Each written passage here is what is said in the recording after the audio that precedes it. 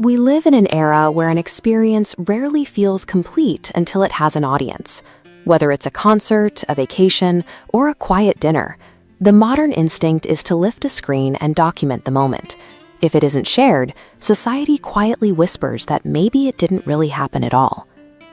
This animated diagram of the brain illustrates the engine driving that instinct. Every time we post a photo and watch the likes, comments, and views roll in, these neural pathways light up. We receive a highly efficient, predictable delivery of dopamine. The mind learns to crave that specific chemical reward. Over time, relying on that chemical loop creates a subtle but powerful shift in how we measure our own value. We start asking how many people viewed a story to determine if the day was actually interesting. We end up outsourcing our sense of value to the unpredictable reactions of an external audience. For the vast majority of us, performing our lives for digital consumption has quietly replaced the act of simply living them. But scattered across our feeds, there is an anomaly: people who flat out refuse to participate. They don't post selfies, they never share daily updates. Sometimes their profile picture is an aging, low-resolution image from half a decade ago. The immediate social reflex is to assume something is wrong. We label them as deeply antisocial. We assume they have nothing going on in their lives, or that they are intensely secretive, hiding in the digital shadows. What actually happens in the mind of someone who deliberately steps away from the attention economy?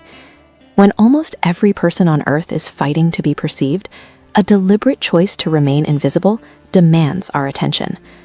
People who rarely update their feeds operate completely detached from that dopamine-driven cycle we mapped out earlier. They don't feel the need to routinely remind their followers that they still exist. Psychologists point to a concept called internal validation. When a person draws their confidence from their real-world identity, their actual skills, their private relationships, their offline achievements, they lose the appetite for digital approval. Look at these two pathways. External validation traps you in a chaotic loop of social comparison. Internal validation forms a straight, stable line protecting the mind. Because their self-worth is insulated, the noise fades out. They can walk away for weeks without missing out. An inactive account rarely means an inactive life. It usually points to a psychological freedom, where a person's identity is securely anchored in the physical world. Highly private people view the internet through a completely different lens. While others see a platform for fame or connection, they recognize the slow, steady drain on their personal energy. Every single post surrenders a tiny fragment of control. A photo reveals where you are. Captions give away your emotional state. A tag exposes your relationships.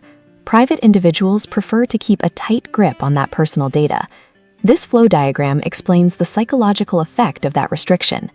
When a node releases a high volume of data, sharing everything, viewer focus spreads thin. But when a node blocks that flow, it triggers the human brain's natural response to scarcity. It generates intense, focused curiosity. By revealing so little, the silent profile creates a distinct psychological tension. Without answers readily available, our brains are forced to actively imagine what that person is doing and what their life actually looks like. By refusing to compete for anyone's attention, the digitally invisible person naturally commands more intrigue than someone posting 3 times a day. There is also a cognitive cost to constant documentation. When we watch an event through a phone screen, the lens alters how our brain encodes the memory. The pressure to capture the perfect angle, frame the shot, and think of a caption actively pulls us out of the environment. The effort required to document an experience reduces our emotional presence inside of it. Introverts, deep thinkers, and highly emotionally intelligent people tend to guard against this performative pressure. They choose to look at the concert stage instead of the viewfinder. For them, feeling the raw memory in the moment holds infinitely more value than proving to strangers that the memory occurred. Human behavior is rarely simple, and it would be a mistake to assume every blank profile belongs to an enlightened monk. Sometimes the choice to stay invisible stems from deep vulnerability. Intense social anxiety, struggles with body image, and a paralyzing fear of judgment keep many people from participating. They imagine every possible negative reaction to a photo before they even click publish. The anxiety over digital perception becomes so overwhelming that self-censorship becomes the safest option. The blank profile becomes a shield rather than a statement. Look at how this behavior maps out.